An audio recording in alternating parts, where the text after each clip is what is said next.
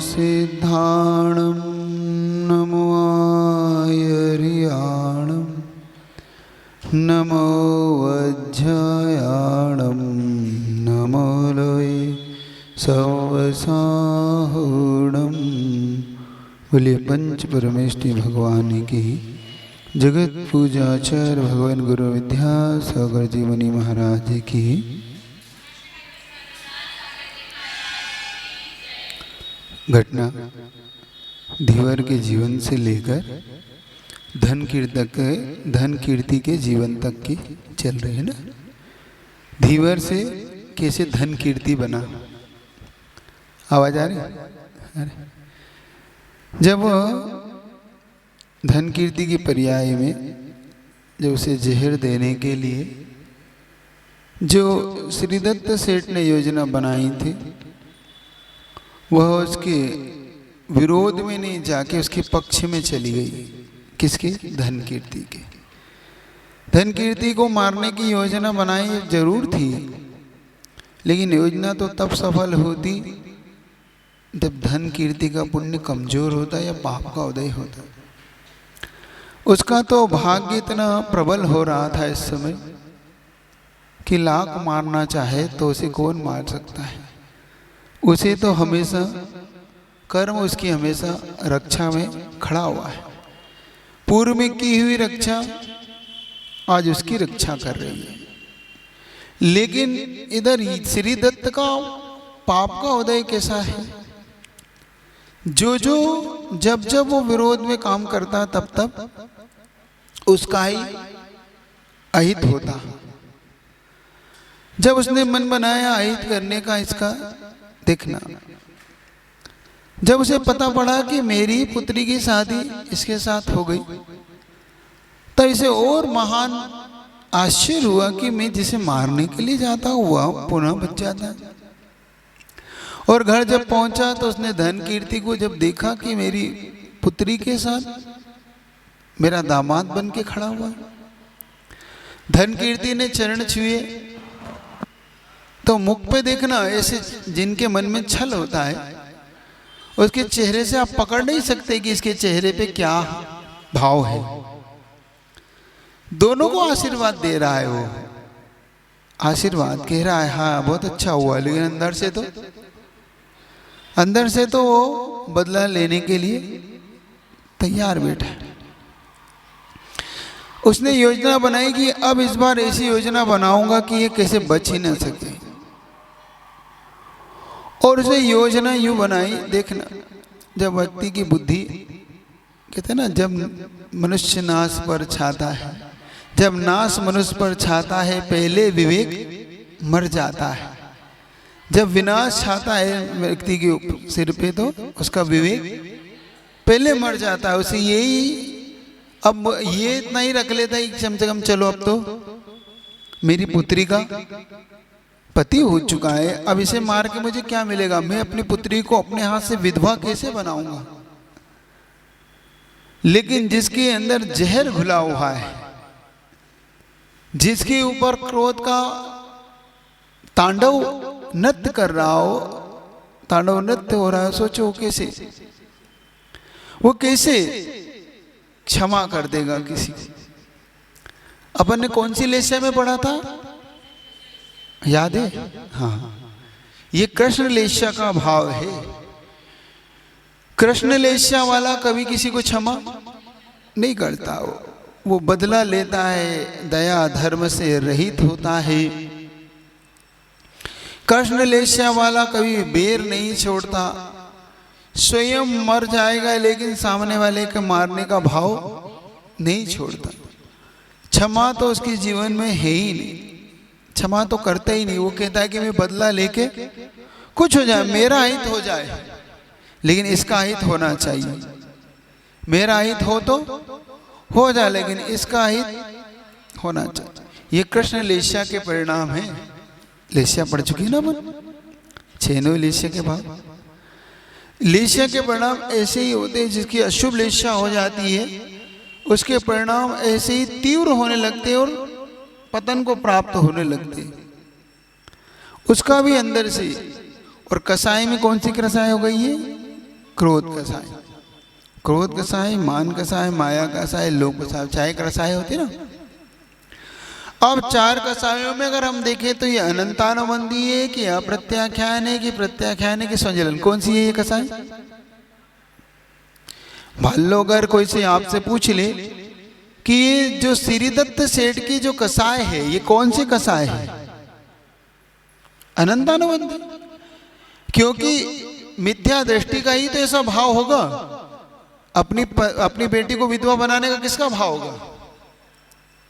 कौन ऐसी कसाय रखेगा कि जो अब दामाद बन गया और जिसने सिर्फ सब कुछ मुनि महाराज के अनुसार चल रहा है। देखो जैसा दिगंबर मुनि महाराज के मुख से निकले था कि ये इसका दामाद होगा, आगे जाके ये राजा का दामाद होगा, आगे जाके ये इस नगर का श्रेष्ठ बनेगा। जब एक एक अक्षर सत्य सा हो रहे हैं तो उसे शंका करना ही नहीं थी। उसको तो मन में बिल्कुल भी इतना सा विचार नहीं लाना था कि जब मेरे सारे पासे ही गलत पड़ गए और ये तीव्र पुण्य आत्मा है तो इसका मैं बाल भी बाका नहीं कर पा रहा हूं, अब तो मुझे क्षमा नहीं, अब तो शरण ले लेना चाहिए इसकी। क्यों? क्योंकि आगे जाके ये मेरा नगर श्रेष्ठ होगा, ये राजा का प्रिय हो जाएगा। और मुनि महाराज के वचनों पर जैसे विश्वास नहीं हो तो वो मिथ्या दृष्टि होता है। याद रखना, सम्यक दृष्टि का लक्षण क्या होता है? जो सच्चे देव सास गुरु के बात को मानता भी और अपनाता भी है, उनकी बात को स्वीकारता है, सच्चे देव सास गुरु की शरण लेता है, वही तो सम्यक दृष्टि होता है। सम्यक दृष्टि का तो ये लक्षण है कि सम्यक दृष्टि हमेशा एक बात को अंदर से कि नहीं, मुझे तो अपने गुरु पर विश्वास है और उसे गुरु पर विश्वास था ही नहीं, इसीलिए तो उसने धन कीर्ति का अहित करने का बार बार मन बनाया। और जिसके मन में बार बार अहित करने का विचार हो रहा तो उसकी कृष्ण लेशा भी है और मिथ्या दृष्टि भी है। क्योंकि सम्यक दृष्टि होता तो गुरु के वचनों पर विश्वास जरूर लाता कि नहीं, गुरु ने कह दिया मैं कैसे मार सकता, मार। अगर सम्यक दृष्टि होता तो गुरु के वचनों पर भी विश्वास भी लाता और मारने का विश्वास तो पहले छोड़ देता कि नहीं, मुझे शोभा नहीं देता है। इससे स्वयं सिद्ध हो जाता है कि उसकी कसाय अनंतानुबंधी थी। और अनंतानुबंधी कसाय जिसके होती है उसका श्रद्धान भी विपरीत होता है। श्रद्धान समझिए, सम्यक दर्शन इसको हम बोलते हैं। अंदर से होने वाला जिसका श्रद्धान भी विपरीत होता है, मतलब उसके अंदर सारे भाव ही विपरीत हो जाते हैं। जैसे उदाहरण दिया था ना कि जैसे माँ पुत्र को काजल लगाती है यहाँ पर, लेकिन जब नरक में जाती है तो क्या सोचती है माँ? पुत्र क्या सोचता है? देखो ये मेरी आंख फोड़ रही है माँ मेरी। क्यों? क्योंकि मिथ्या दृष्टि पुत्र है और माँ के विपरीत में भी विपरीत ही सोच रहा है। सीधा सीधा सिद्धांत यही है कि जब व्यक्ति की बुद्धि पे पर्दा पड़ जाता है कसायों का, अनंतानुबंधी ऐसे महान कसाय का जिसके ऊपर प्रतीत पड़ जाए, समझना इसे अब समझाना कठिन है। और अगर तीव्र कसाय हो जाए तो समझ लेना अब बिल्कुल समझाना कठिन है। इस व्यक्ति को अब नहीं समझाया जा सकता, क्योंकि हर चीज उल्टी ही लेगा, वो विपरीत ही लेगा। हमेशा तुम जो कह दोगे वो उसमें विपरीत चलेगा। तुम आम बोलोगे वो इमली बोलेगा, वो तुम पूरा बोलेगा वो पश्चिम बोलेगा। देख लेना, क्योंकि मिथ्या दृष्टि जीव को धर्म वचन न सुहाए, के होंगे के लड़ पड़े के उठ के घर जाए। मिथ्या दृष्टियों को धर्म वचन अच्छे नहीं लगते, हित के वचन अच्छे नहीं लगते। उन्हें क्या लगता है? ये मेरे लिए देखो अहित कर रहा है। आप उनका कितना ही भला सोचना, कितना अच्छा सोचना, हमेशा उनके मन में ऐसा भाव आता है कि ये मेरे लिए गलत है, जबकि तुम हित करना चाहते हो ना। बस ये समझ लो कि जिसके अंदर अनंतानुभव कसाय होगा विपरीत सोचेगा, हमेशा उल्टा चलेगा, देवसास गुरु की बात को स्वीकार नहीं करेगा, उन्हें मानेगा ही नहीं, उनकी बात पर उसे आस्था बैठेगी नहीं। ऐसा अनंतानुभव कसाय वाला होता है। अप्रत्याख्यान वाला कसाय वाला कौन होगा? अप्रत्याख्यान कसाय वाला नियम से बात मान तो लेगा, लेकिन उतार नहीं पाएगा जीवन में। ये तो कह देगा कि आपने जो कहा बिल्कुल ठीक कहा, तो करो, बस का नहीं है मेरे। आपने बात कही वो अक्षरशः सच है, लेकिन मैं कर नहीं पाऊंगा। अवर्ती, इसको बोलते असंयमी। प्रत्याख्यान कसाय वाला कहेगा ठीक है, आपकी बात बिल्कुल ठीक है, मैं आपकी बात को स्वीकार तो करता हूं, लेकिन पूर्ण नहीं कर पाऊंगा, कुछ करूंगा कुछ। हाँ क्या, तो वो एक देश व्रत को ग्रहण तो कर लेगा, लेकिन महाव्रतों को ग्रहण, ये तो कह देगा कि आपकी बात इतनी तो स्वीकार कर सकता हूं कि हाँ एक देश छोड़। और असंजलन वाला पूर्ण बात को त्याग भी कर लेगा, मुनि भी बन जाएगा, लेकिन यथाख्यात चारित्र को प्राप्त नहीं कर पाएगा। वो केवल ज्ञान की प्राप्ति में उसे ये संजलन कसाय हमेशा उसको दिक्कत देगी। तो ये चार प्रकार की कसाय जिसके अंदर हो जाती है, अब याद रहेगा आपको, अनंतानुबंधी, अपत्याख्यान, प्रत्याख्यान और स्वंजलन, ये चार कसाय के उदाहरण याद रखना। अनंत अनुबंधी मिथ्यात्व को नहीं छोड़ता, अप्रत्याख्यान वाला संयम को ग्रहण नहीं करता, प्रत्याख्यान के उदय में वो सकल चारित्र को ग्रहण नहीं करता, मुनि नहीं बनता, और स्वंजन कसाय वाले यथाख्यात चारित्र को प्राप्त नहीं करता।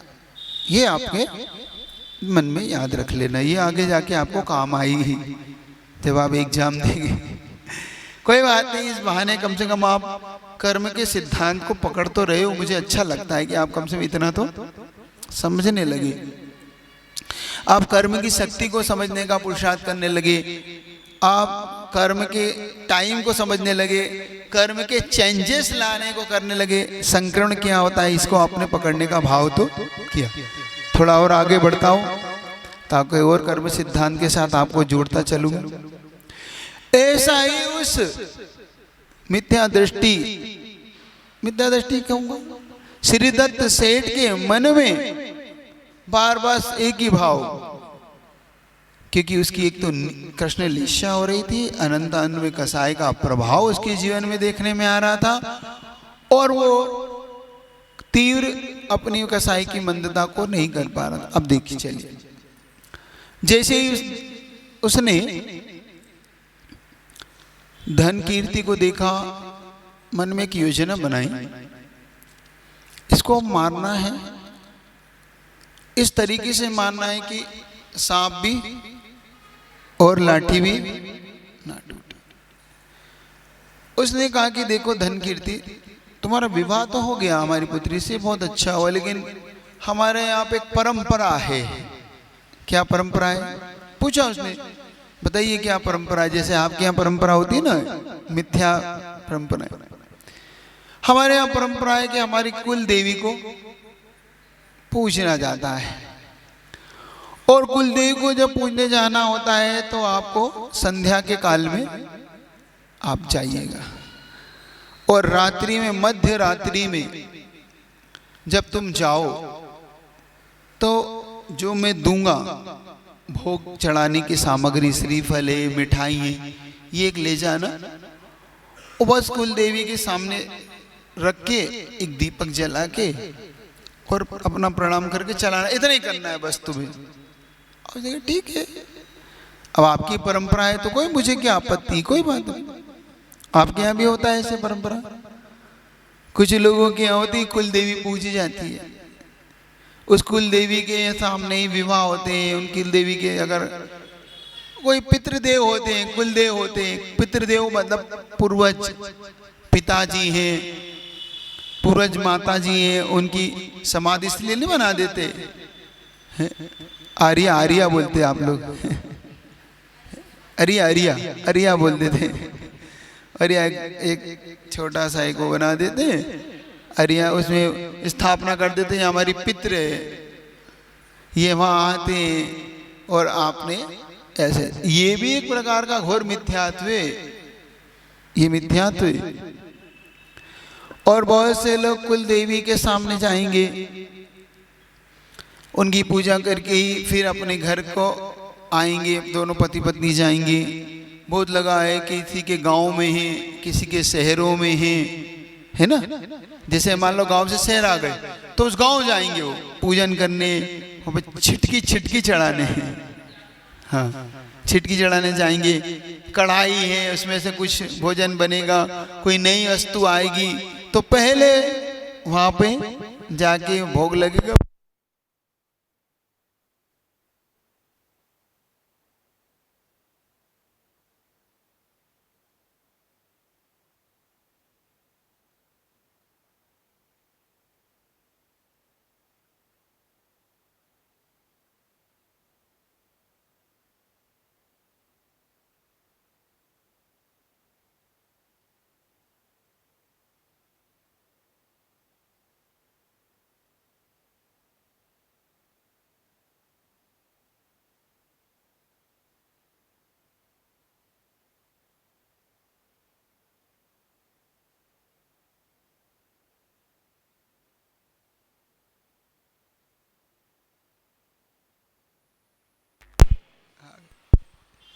ओम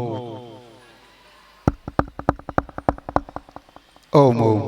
आ रही आवाज आ रही?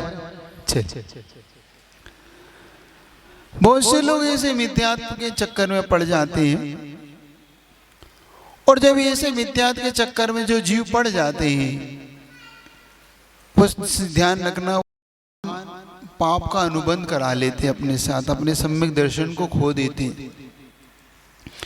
कुछ लोग दिवाली पे पूजते हैं, दिवाली पे जाएंगे। कुछ लोग शादी विवाह के अवसरों पे जाएंगे। कुछ लोग नया मकान, नई दुकान, कोई नई गाड़ी खरीदेंगे तो विशेष तौर से वहाँ पर जाएंगे, प्रणाम करेंगे अपनी गाड़ी पे, कुछ ना कुछ। ये एक बहुत घोर मिथ्यात्व है, याद रखो, इसको मत करो। महाराज हम करते हैं तो क्या हो जाएगा? नहीं पूछेंगे। जरा माइक देना, बताना क्या क्या हो जाए, मैं भी तो सुन लेता हूँ आपकी बातें। बेटे बेटे बता दो क्या होता। क्या चालू कर दो भाई। हाँ, अगर महाराज जी नहीं पूजेंगे तो घर में कुछ लोग बीमार हो जाएंगे, कहीं कुछ होगा, कहीं कुछ होगा। देखो उसी के नाम से बता देता हूँ। पहली बात तो एक धारणा ये निकाल लो कि हम नहीं पूजेंगे तो क्या पूजने से आप बीमार नहीं हुए कभी? अरे पूछते पूछते कभी बीमारी घर में नहीं आई? कोई घर में बीमार नहीं पड़ा आपके? पहली बात, पूजने पर भी तो बीमार पड़ जाता है। पूछते पूछते भी तो संसार से चला जाता है। पूछते पूछते भी एक्सीडेंट हो जाते हैं लोगों के। अगर ऐसा होता, आप पहले समझो, ऐसा होता तो जो जो नहीं पूजते हैं सबके साथ होता। ऐसा पहले आप धारणा बना लो। अगर ऐसा होता है, मिथ्या देवी देवताओं को पूजने से अगर सब कुछ होता, तो मान लो जिनके यहाँ पूजते ही नहीं है उनके यहाँ सबसे पहले एक्सीडेंट होते। ऐसे कई है, आपके नहीं पूजते। ऐसे कई हजारों लोग हैं जिनके यहाँ नहीं पूजते। अरे ऐसे भी नास्तिक है, वो तो किसी को नहीं पूजते। संसार में ऐसे ऐसे नास्तिक हैं जो ना सरागी को पूजते ना रागी, किसी को नहीं पूजते। क्या वो जिंदा ही नहीं है जीवन में?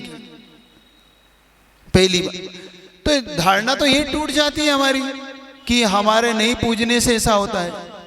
धारणा ही हमारी गलत है, पहली बात।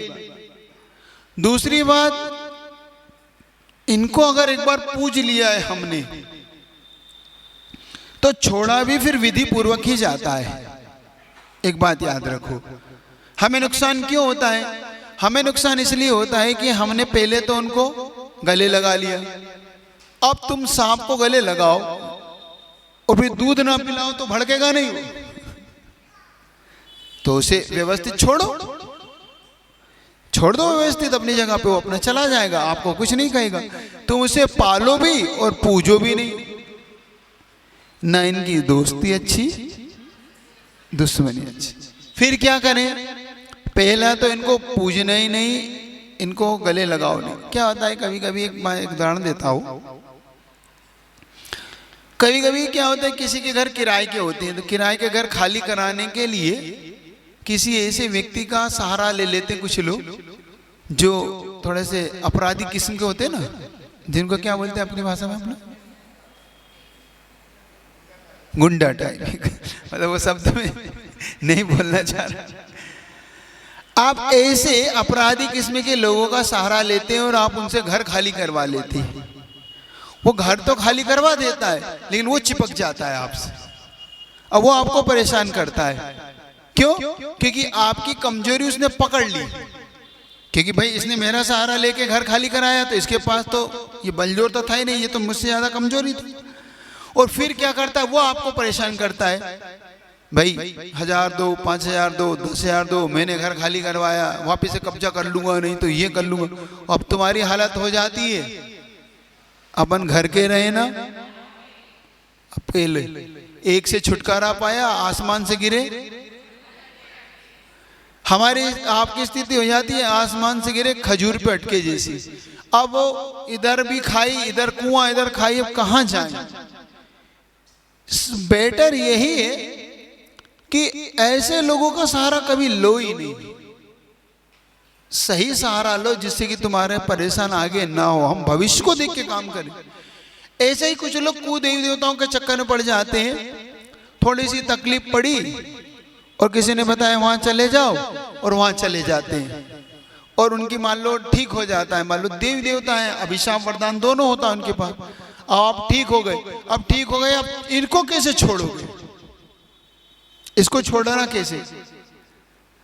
तो भैया इसको विधि पूर्वक छोड़ो।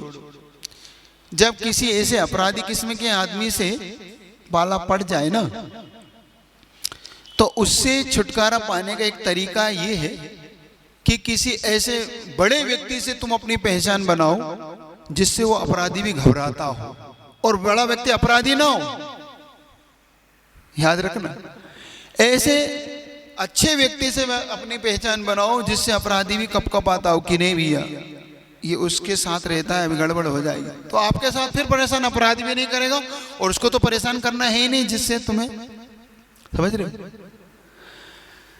तो ऐसे अगर कोई देवी देवताओं के चक्कर में आप पड़ गए हो तो इन कोई देवी देवताओं को छोड़ने का एक ही तरीका है, सबसे पहले तो विधि पूर्वक इनकी विदाई करो। विधि पूर्वक इनकी विदाई करो कि भैया आज तक हम आपको मानते थे, आज के बाद हम आपका त्याग करते हैं। और कुछ ऐसे व्यक्ति से पहचान बनाओ, किससे? सच्चे भगवान पारसनाथ से पहचान बनाओ, तुम्हें जरूरत ही नहीं, तुम पारसनाथ भगवान से अपनी पहचान बनाओ। देखो, अरे कमट जैसा अपराध करने वाला, कमट जैसा घोर उपसर करने वाला भी पारसनाथ की शरण में आना पड़ गया। पारसनाथ की शरण में क्यों? क्योंकि इन्होंने उनके अपसर्गों को झेला है। ऐसे ही अगर आपने अगर इन कुदेवी देवताओं के चक्कर में पड़ गए हो तो सर्वप्रथम पारसनाथ भगवान ऐसे महान वीतराग भगवान की शरण में जाइए और उनकी शरण में जाके सर्वप्रथम श्रीफल चढ़ा के कि ये भगवान मैंने आज तक ऐसे कुदेवी देवता को माना था, अब मैं इन्हें छोड़ना चाहता हूँ, आपकी ही शरण है, आप ही मेरा सब कुछ है, मैं आपका ही भक्त रहूँगा और जिनको मैं मानता था आज तक वो भी मुझे क्षमा करें, मैं भी उन्हें क्षमा करता हूँ, वो भी वीतराग भगवान की शरण में आए, ऐसा कहिए। और जहाँ आप अभी आज तक मान्यता थी वहाँ पर जाके अपनी अंतिम क्षमा मांग के, क्षमा करके वापिस चले आइए। एक उनको अंतिम करके कि अब आज से हम नहीं आ पाएंगे, आप हमारे लिए क्षमा कीजिए, हम भी आपको क्षमा करते हैं, आज से आपके प्रति हमारा कोई राग द्वेष नहीं है, करिए। तो आपको परेशान नहीं करेंगे क्योंकि उनको पता है कि किसके आप, मेरा यार कौन है, तेरा यार वो है तो मेरा यार, बस वो घटना याद रखना। क्या पूछ रहे? हम ये बोल रहे महाराज, जैसे हमारे घर में बुजुर्ग हैं जो पूछ रहे हैं, वो पूछते हैं और हम लोग आए हैं तो हम लोग बोल देते कि हम लोग नहीं पूजेंगे, आप जानो आपका काम जाने, तो वे बोलते हैं हम हैं जब तक हमारा होगा उसके बाद हम लोगों को कोई मतलब नहीं। तो क्या हम लोगों को दोष लगेगा? हम लोगों से बाहर ठीक है, उन्हीं के साथ हो गया वो सब, है उन्हीं के साथ माने चला गया, उनके सामने हम लोगों ने त्याग कर दिया। बस बात खत्म हो गई। हाँ ठीक है, अगर आपको लगता है कि भाई उनकी जिद है कि भैया हम रहेंगे जब तक पूजेंगे, तो भैया फिर आप देखिए, हमें कोई लेना देना नहीं। आप अपनी मान्यता से आप पूछते थे, आप पूछते रहे या नहीं रहे आपका विषय है। हमारा विषय तो इतना है कि हम इस मिथ्यात्व में नहीं पढ़ना चाहते। हम अनंत काल से इस मिथ्यात्व के कारण अपना अहित करते आए हैं, अब आगे के जीवन में अपना अहित नहीं करना चाहते।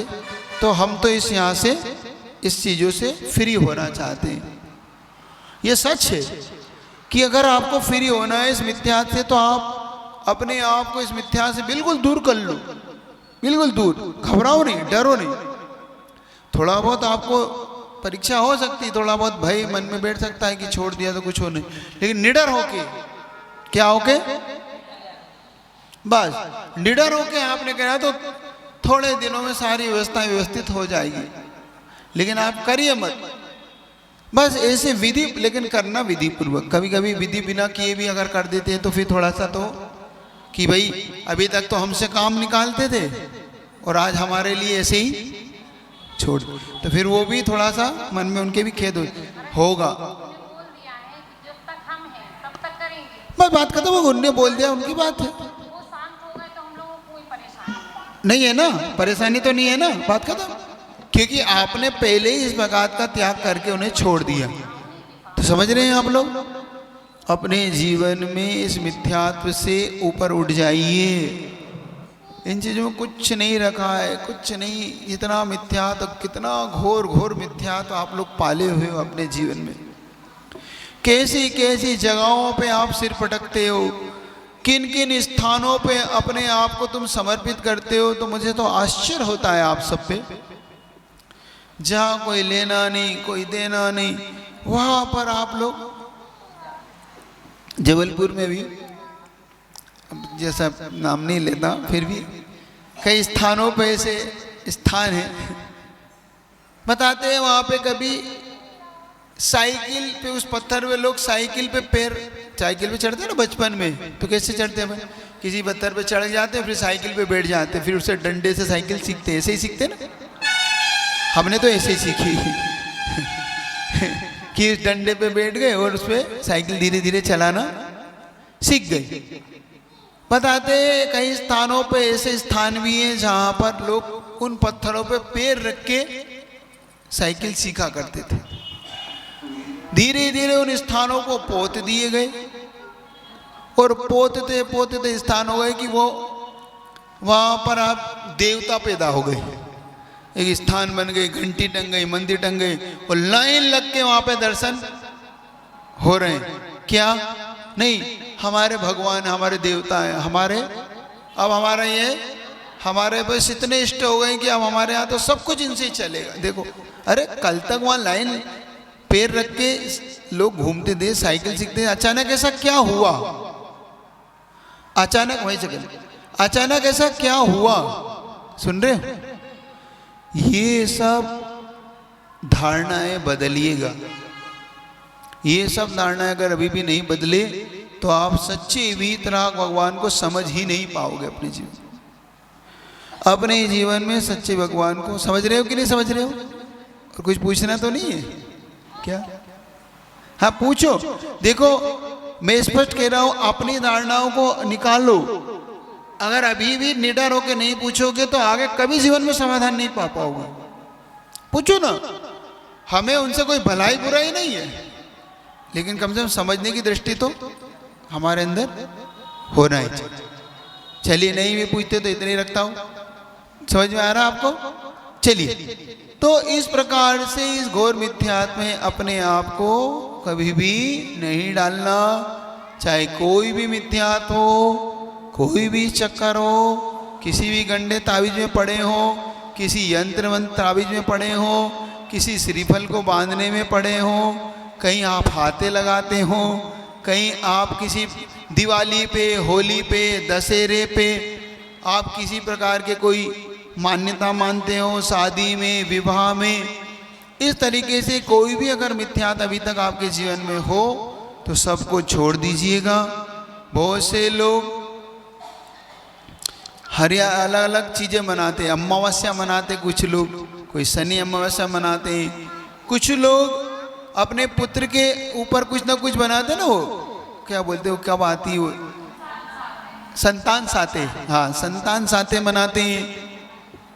हाँ वो बहुत ऐसे अजीबो गरीब तरीके काम करते हो आप लोग, जिनका कोई लेना नहीं कोई देना नहीं होता। इनसे बचिएगा, चाहे वो करवा चौथ हो चाहे आपकी कुछ भी हो, सब इसको छोड़ रहे। चलिए, इस प्रकार से इस मिथ्यात्व का फल आपने देखा। आगे वो क्या पूछ रहे, पूछो ना, तो आप माइक से पूछो, क्या पूछना, पूछ चुके ना, मैं बात करके पूछ चुके तो कोई बात, पूछ चुके, हाँ पूछ चुके तो कोई बात, हाँ पूछो, माइक दे दो माइक। महाराज जी, मिथ्यात्व तो मानते नहीं है, लेकिन कभी ऐसा होता है कि दोस्तों के साथ बाहर उनके मंदिर में दर्शन करने जाना पड़ता है, तो हम लोग दर्शन नहीं करते, लेकिन दर्शन नहीं करो तो वो लोग कहते तुम लोग अपना धर्म बस मानते हो, हमारा नहीं मानते हो, तो ऐसे दूर से बस मन में जय जयन करके आ जाते उनको भी, तो क्या करना चाहिए? एक बात है, मैं बहुत बार इस बात को ऐसा कहता हूँ, जब तुम्हें हमारे पास नहीं आना होता है तो तुम कितने बहाने मारते हो।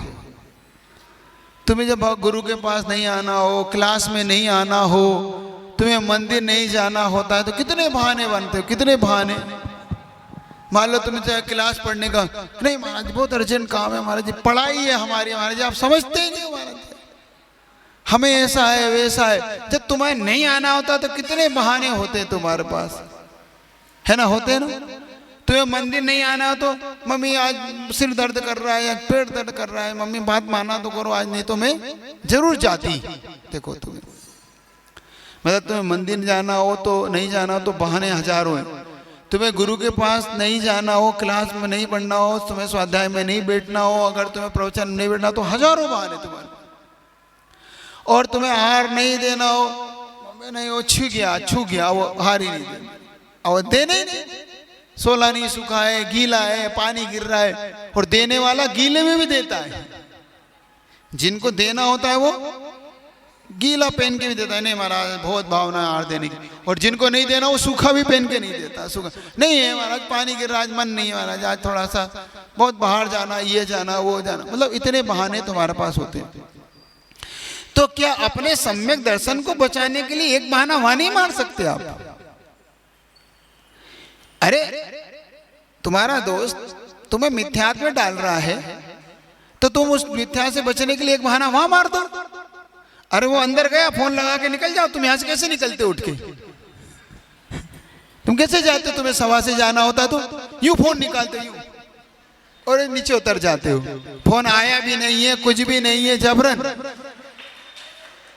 करते हो कि नहीं करते?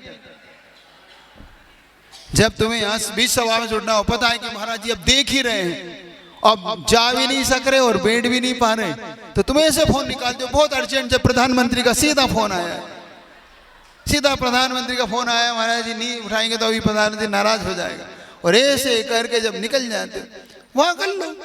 वहां पे सीधा फोन आया, उसके साथ 4 कदम आगे जाओ, पीछे फोन लगा, 1 मिनट फोन आया, वो अपने करके अपने बाहर आ जाए, अपन बाहर आ जाओ। अरे वो अर्जेंट बात थी, बात खत्म। क्या बुरा और क्या भला उसमें? हमें क्यों किसी के भले बुरे में पड़े? हम क्यों जाए वहां पर? क्योंकि हमारे जाने से भी तो प्रभावना होती है, हमारे जाने से भी प्रभावना होती है, पहली बात। दूसरी बात, जय जिनेंद्र करने की जो बात है, वह जय जिनेंद्र हमेशा साधर्मी से की जाती। किससे की जाती है? साधर्मी। और जब साधर्मी से व्यवहार, लोक व्यवहार होता है तो एक तरफा नहीं हो तो दोनों तरफ से होता है। साधर्मी से, जैसे मेरे साधर्मी कौन हुए? मेरे महाराज, हमारे महाराज वीर सागर जी है, धवल सागर जी है, ये सब हमारे साधर्मी है। तो हम उन्हें नमोस्तु करेंगे तो वो हमें नमोस्तु करेंगे एक दूसरे को। हम जब एक दूसरे को हम नमोस्तु करेंगे, ये कहलाता है साधर्मी व्यवहार। ऐसे ही तुम्हारा साधर्मी कौन है? श्रावक। अगर तुम किससे जय जिनेंद्र कर रहे हो तो उसका भी नियम होना चाहिए कि तुम्हें जय जिनेंद्र करे। मान लो तुम्हें जय जिनेंद्र नहीं कर रहा तो फिर लोक व्यवहार चलता है आपका। जैसे आप उस मूर्ति के सामने, देवी देवताओं के सामने जाके जय जिनेन्द्र जय जिनेन्द्र करते हो, तो वहां से जय जिनेन्द्र आती है क्या? जब नहीं आती जय जिनेन्द्र तो फिर किस बात की जय जिनेन्द्र? जब जैसे देखो तुम्हारे दादाजी हैं, परदादाजी हैं, उनको जिंदा थे जब तक तुमने खूब पैर पड़े और जय जिनेन्द्र करी, अब वो चले गए तो क्या तस्वीर से जय जिनेन्द्र करते हो? जिनने तुम्हें खिलाया पिलाया गोद में उठाया उनसे तो तुम, और जिनको देखा नहीं जाना नहीं उन्हें जय जिनेन्द्र करने की बात, तो ये बात ठीक नहीं होती। लोक व्यवहार जब भी होना चाहिए दोनों तरफ से होना चाहिए। आप जय जिनेन्द्र करें तो वो भी जय जिनेन्द्र आपसे करे, इस बात का ध्यान रखें। अगर वो आ जाए, वो कह दे हाँ मैं वो फलाना देव हूँ, मैं फलाना देव हूँ, हाँ जय जिनेन्द्र साहब, वो आपसे कहे कि मैं वो देव हूँ, तो आप कहिए जय जिनेन्द्र, आइए कहिए क्या करना है, बस समझ गए। जय जिनेन्द्र कहाँ करना है? हर जगह जय जिनेन्द्र, और हर जगह सिर झुकना नहीं है। सिर सड़ा नरियल थोड़ी कहीं पटक दिए। नमोस्तु महाराज जी। महाराज जी मंदिर जी में आके सब लोग जय जिनेन्द्र बोलते से महाराज जी अवहेलना होती है ना? नहीं, ये सब बातें आप पहले समझ लें। एकांत मत बनाओ किसी चीज को। मंदिर में जब आप जिनालय में आते हैं, सर्वप्रथम अगर देवशास्त्र गुरु हैं आपके सामने, तो उन जिनालयों में आप देवशास्त्र गुरु को पहले नमोस्तु करिए, प्रणाम करिए, उन्हें अर्घ दीजिए। फिर अर्घ देने के बाद फिर आप आपस में जय जिनेन्द्र करने के अधिकारी होते हैं। ऐसा नहीं कि आप बिल्कुल ही जय जिनेन्द्र ना करें एक दूसरे से, नहीं, ऐसा नहीं होता है। आप करिए, लेकिन कब? पहले सच्चे देव शास्त्र गुरु की परिक्रमा, उनकी अर्घ दीजिए, उन्हें नमोस्तु करिए। फिर बाद में जब आप यहाँ से निकलते हैं, भैया आप जय जिनेन्द्र हमारी आपसे है कि आप हम ऐसा, पहली बात। दूसरी बात आप ये भी समझिए कि ये जय जिनेन्द्र करना वहां कहां मना किया है, देखना कहां किया है। होंते लुल्लु मूला एक शब्द दिया वहां पर। जब आप अष्टपहुड़ पढ़ेंगे तो आचार्य कुंद महाराज ने कहा असंयमे न बंदे, असंयमों की वंदना ना करे। वंदना करने का मतलब उन्हें वीतराग भगवान की तरह ना पूजे। असंयमे न बंदे का मतलब क्या होता है? वीतराग भगवान की तरह अर्घ देना, वीतराग भगवान की तरह उनके चरण छू के उन पे गंधोदक लेना, वीतराग भगवान की तरह उनके अष्टद्रव्य से पूजा करना, उनके लिए अपना भगवान मानना, ये है असंयमे ना बंदे। एक लोक व्यवहार के लिए आप माता पिता के भी चरण छूते हो, वो आपका लोक व्यवहार है, ना कि आप माता पिता को भगवान मान के पूज रहे हो। लेकिन जिन देवी देवताओं को तुम मानते हो उनको तुम भगवान मान के पूजते हो, ये समस्या है वहां पर। तो जय जिनेन्द्र करने का निषेध वहां पे कब होता है? जब तुम इन्हें संयमी मान के उनकी वंदना करने लग जाओ, असंयम की, तब होंते लुल्लु मुला, तब आप लूले लंगड़े बनोगे अगले भाव में, अगर ऐसा करोगे तो। अच्छी तरह से अपनी धारणा को बना लेना। आज कभी भी गलत धारणाएं, गलत ट्रैक पे मत जाओ। सही चीज का सही अर्थ निकालिए, सही चीज क्या है। मनु महाराज ने कहीं कहा है और कहते भी हैं कि मंदिरों में पैर नहीं पड़ना चाहिए। ठीक है, कब नहीं पड़ना? जब आप मंदिर में प्रवेश करते पहले आप भगवान की भक्ति करिए। आप देखिए घटना को, मैं बताता हूं।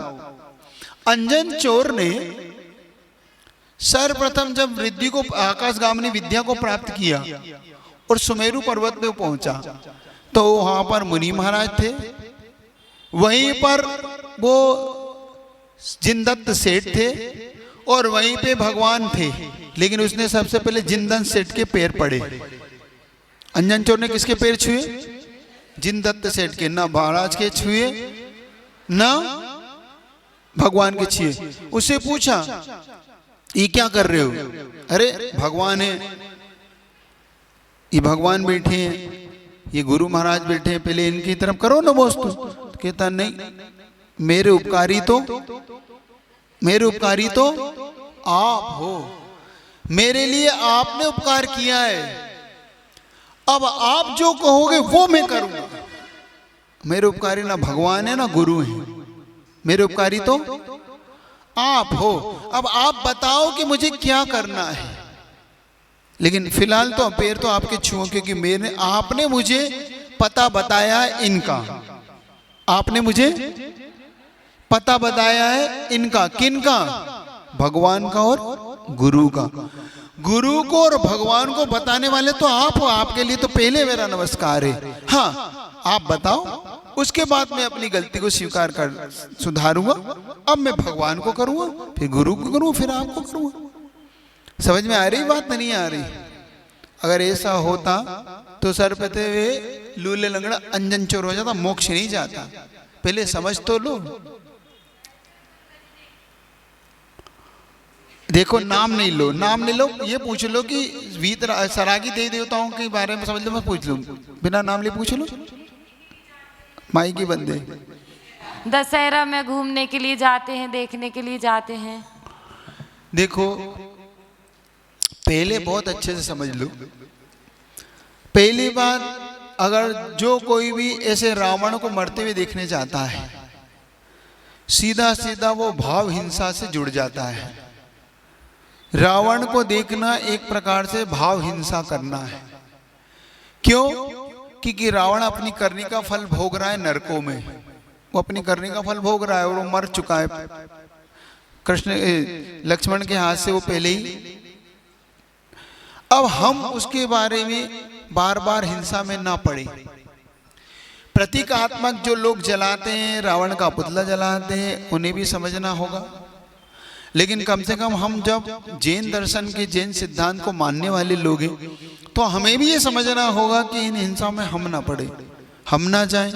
क्योंकि आपके भावी तीर्थंकर भी है। वो क्या है? रावण जब बनेगा, जब तीर्थंकर पकड़ती बांधेगा, कब बंधेगी, कब जाएगी। लेकिन कम से कम इसीलिए आचार्य महाराज, गुरुदेव महाराज का जो कहना है, पाप से घृणा करो, पापी से नहीं। पाप से घृणा करिए, पापी से नहीं। क्योंकि पापी तो कभी भी पुण्यात्मा बन जाएगा, कभी वो संत बन जाएगा, महात्मा बन जाएगा और सिद्ध तक बन जाएगा।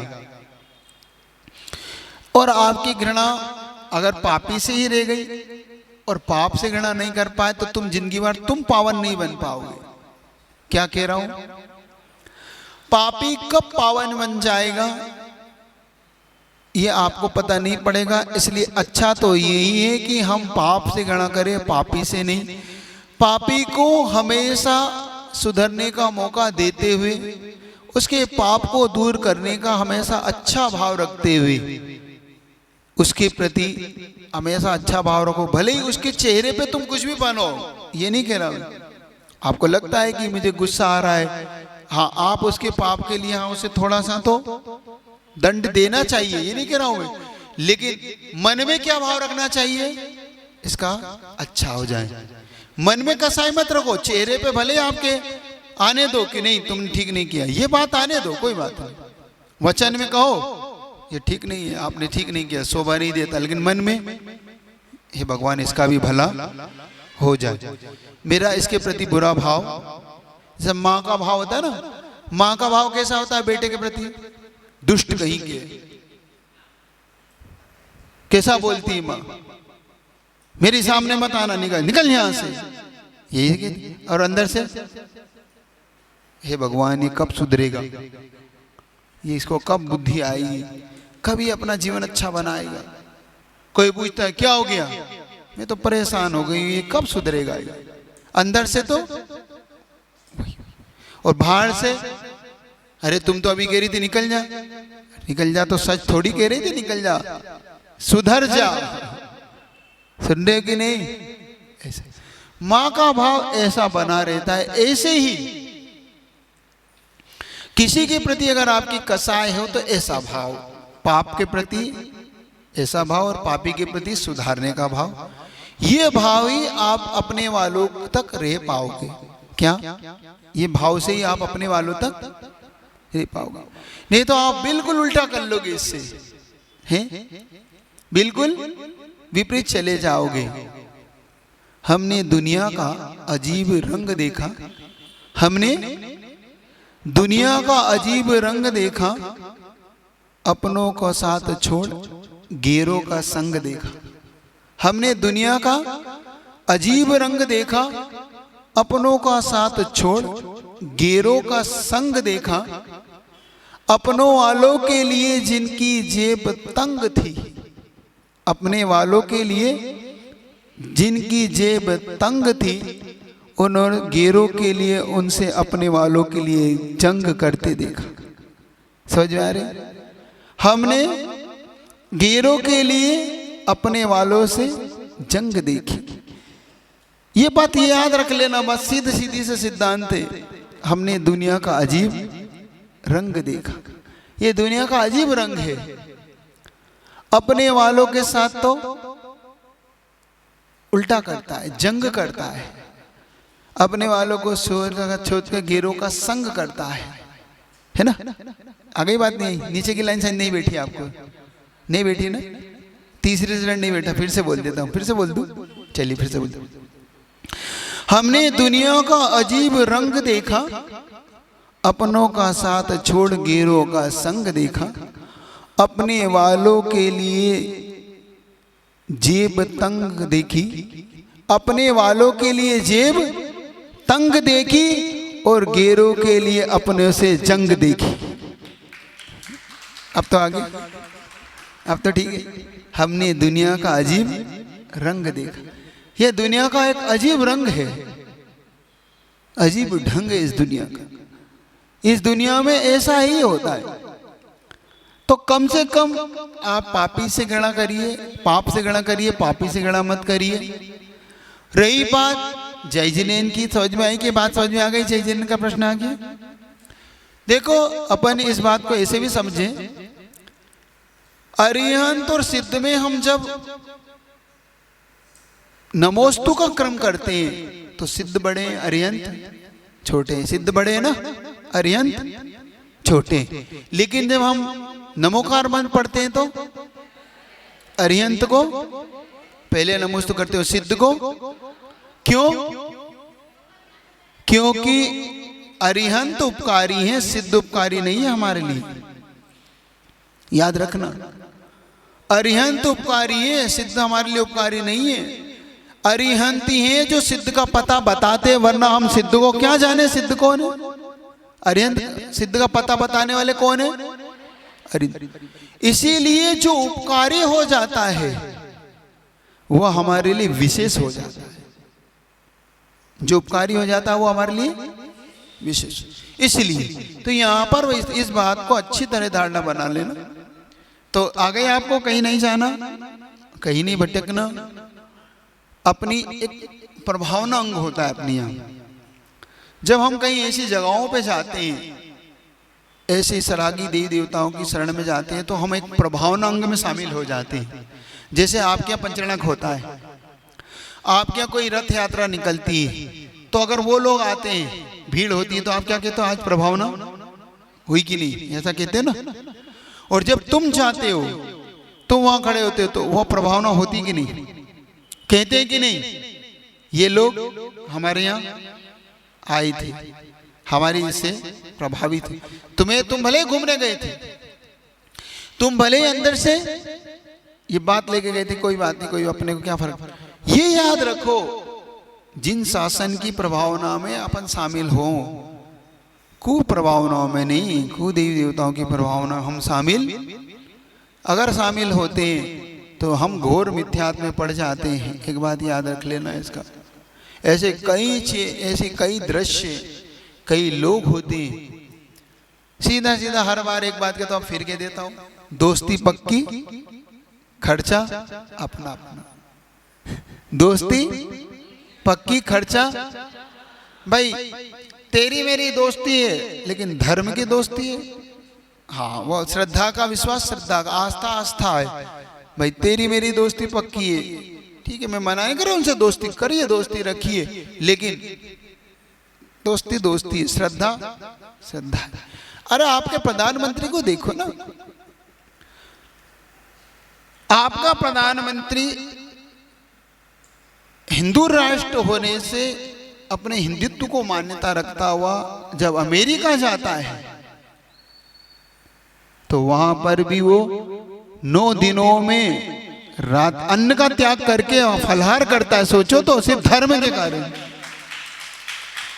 कहाँ? अमेरिका। जिस अमेरिका की शक्ति के सामने सब झुकते हैं, लेकिन प्रधानमंत्री ने कह दिया कि नहीं, तुमसे मेरी देश राष्ट्र की दोस्ती है, लेकिन धर्म की दोस्ती तो तुमसे नहीं है। उसने कहा आप ये खाइए, ये खाइए। अरे सोचो, जो व्हाइट हाउस में रहकर नॉनवेज छोड़ सकता है, नहीं तो अरे भैया नहीं खाऊंगा, वो अमेरिका मेरा बुरा मान जाएगा, मैं प्रधानमंत्री हूँ देश का, अब मुझे अच्छा नहीं लग। वो क्या? नहीं, वो सब अपनी जगह है। मैं प्रधानमंत्री हूँ, वो राष्ट्र। क्या एक पहला ऐसा राष्ट्र प्रधानमंत्री देखने में आया, तभी तो कहते हैं कि वो है तो सब मुमकिन है ना? आप कहते हैं ना, वो है तो मुमकिन। हाँ, वो बोलो तुम। हाँ, बस सीधी सीधी बात है ना? हर चीज। हाँ, माइक ले लो, माइक हो तो। नहीं है तो कोई बात नहीं, जो बोलना है माइक से।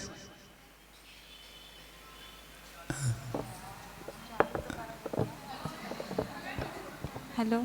हाँ। महाराज जी, फिर वो लोग घर घर चंदा लेने आते हैं तो? चंदा लेने कोई आया आपके यहाँ पर तो हर व्यक्ति आते हैं, बहुत लोग आते हैं, कुछ मांगने वाले भी आते हैं, कुछ धर्म के नाते भी आते हैं, कुछ विशेष प्रयोजन से आते हैं, कोई दवाई के लिए आते हैं, कोई पढ़ाई के लिए आते हैं, कोई भूख से आते हैं, कोई धर्म से।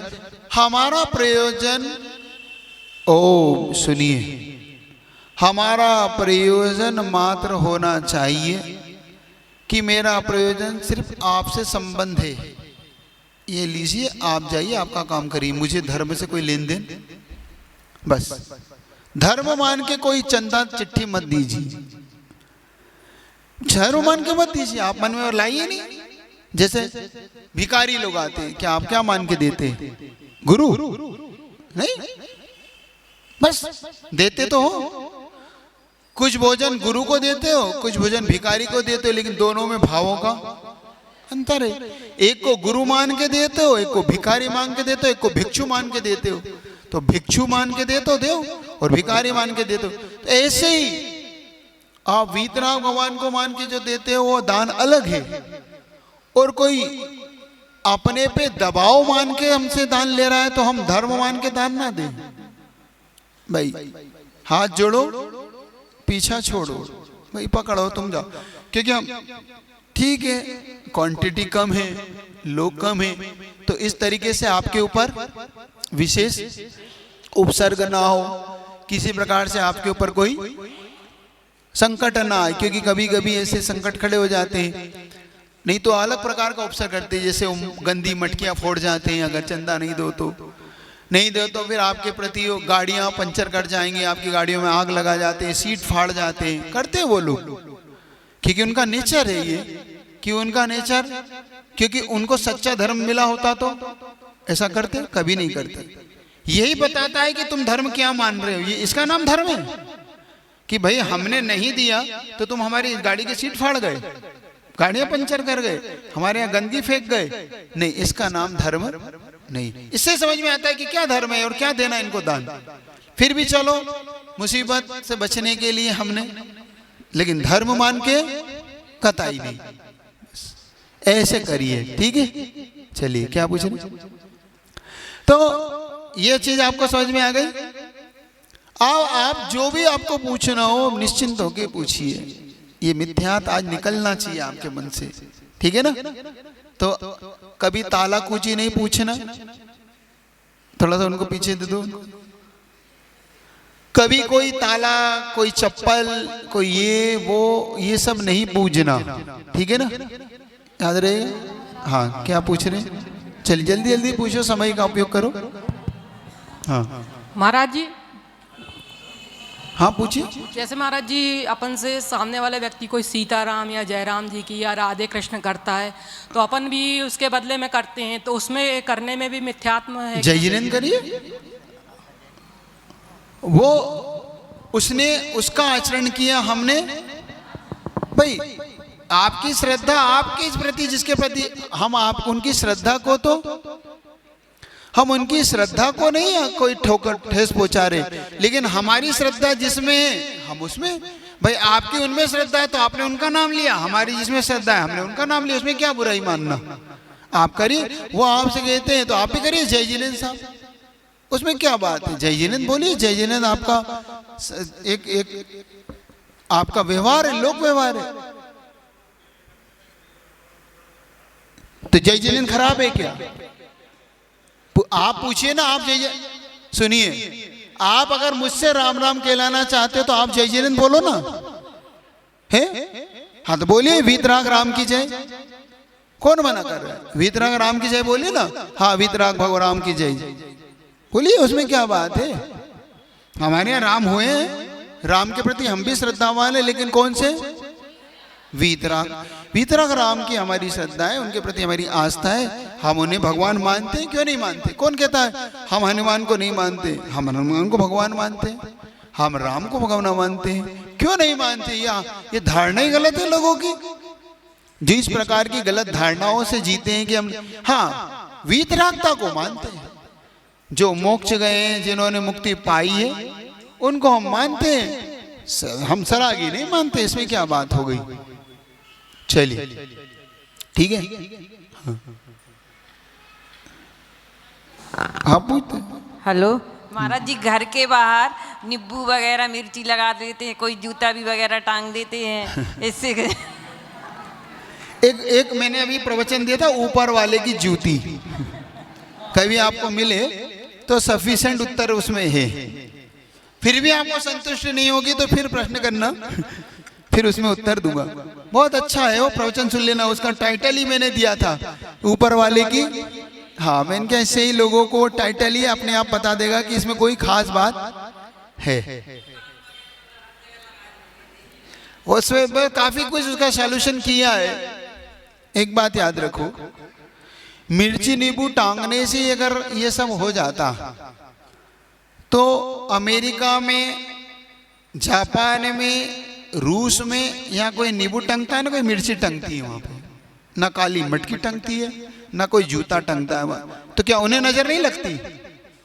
क्या उन्हें कंपटीशन नहीं होता? बताओ आप, अमेरिका में टंगता है कहीं?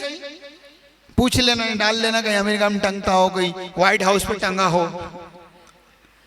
इसका मतलब है ये हमारी मानसिकता में बसा हुआ है।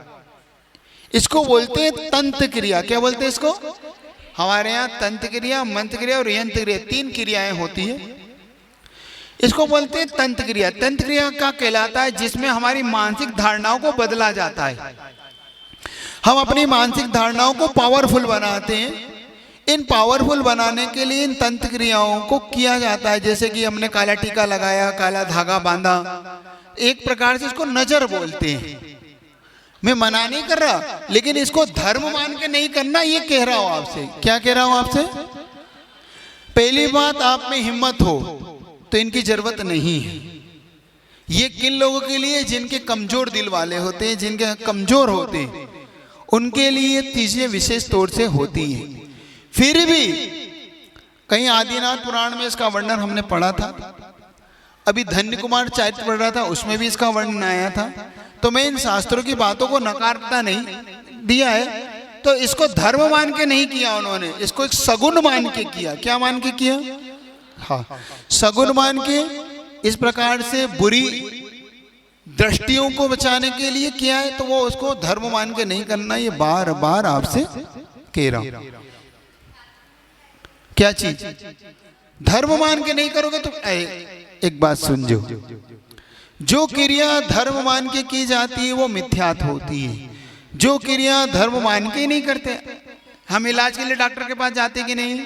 क्या धर्म मान के जानते हैं? नहीं, डॉक्टर है जाते, लेकिन हम उससे ये थोड़ी कहते कि तू हमारे आज से धर्मात्मा हो गए, आज तो तुम मेरे भगवान हो गए, ऐसे नहीं। डॉक्टर की फीस चुकाई, फ्री हो गए। डॉक्टर की फीस चुका के हम, लेकिन हम धर्म मान के। लेकिन इतना बात जरूर है, पहले अपनी आस्था को मजबूत बनाइए। यहीं से जो कुछ होगा यहीं से होगा। क्या? धारणा क्या बनाना अपने को, जो कुछ होगा इस डर से होगा, मेरे वीतराग भगवान के डर से सब कुछ होगा। तो देखो डर कैसे निकल जाता है, जब आप वीतराग भगवान के डर पर अपनी आस्था को मजबूत बनाते हो तो डर आपके अंदर से निकल जाएगा। एक बार अंदर का भय निकल जाए ना, हम डरते हैं, भयभीत होते हैं, जब भयभीत होते हैं तब हमें ये चीज विशेष तौर से सताती है। कुछ नहीं, इस पे कल और चर्चा करूं, आज आपका समय हो रहा है। तो कम से कम आपकी धारणा बन जाएगी। अब धन कीर्ति की कथा तो अभी रही गई, धन कीर्ति की कथा थी, आगे वो जिस कुल देवी को पूजने के लिए जाता तो क्या होता है वहां पे, क्या उसकी हत्या हो पाती कि नहीं, क्या वो धन कीर्ति बच के वापस आता है कि नहीं, अब कल सुनेंगे, आज तो समय हो गया। लेकिन एक बात और, हाँ एक बात और